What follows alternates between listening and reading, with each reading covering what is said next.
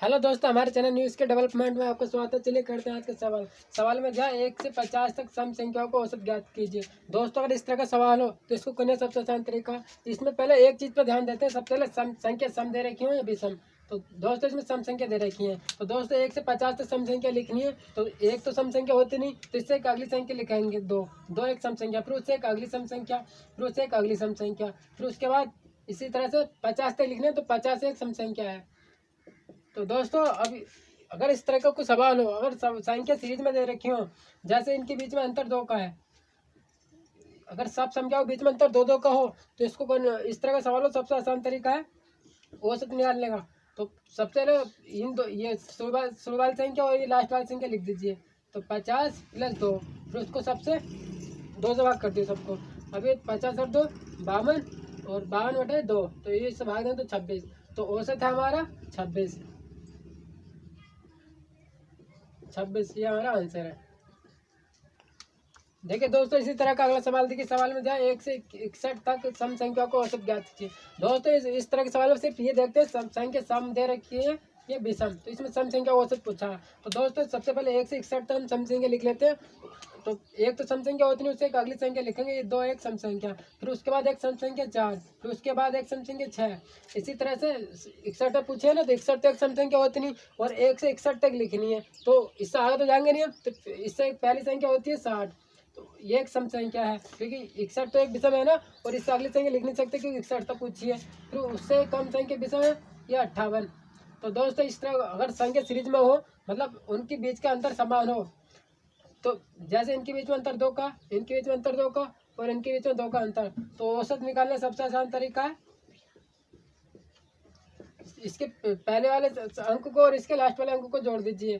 तो 60 + 2, और इसको 2 से भाग कर दीजिए। अब इसको भाग देते हैं। 60 और 2 62, और 2, अभी इसको 31 आ गया, इसके भाग देंगे तो इसको।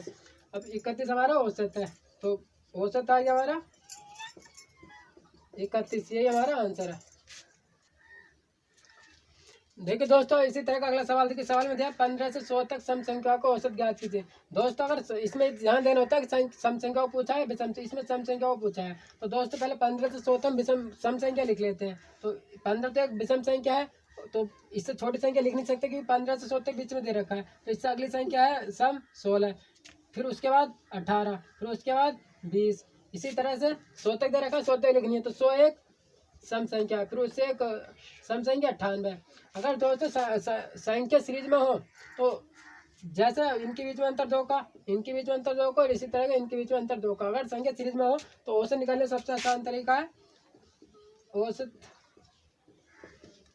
इस सीरीज के सबसे पहले वाले शब्द को जोड़ दीजिए 16, फिर इसके लास्ट वाले अंक को जोड़ दीजिए, फिर इन सबको 2 से भाग कर दीजिए। अब इसको जोड़ देते हैं। 16, ये 16 116, फिर इसको 2 से भाग कर दिया। अब भाग देते हैं। 2 5 10, और 2 8 16, तो औसत आया हमारा 58। यही हमारा आंसर है।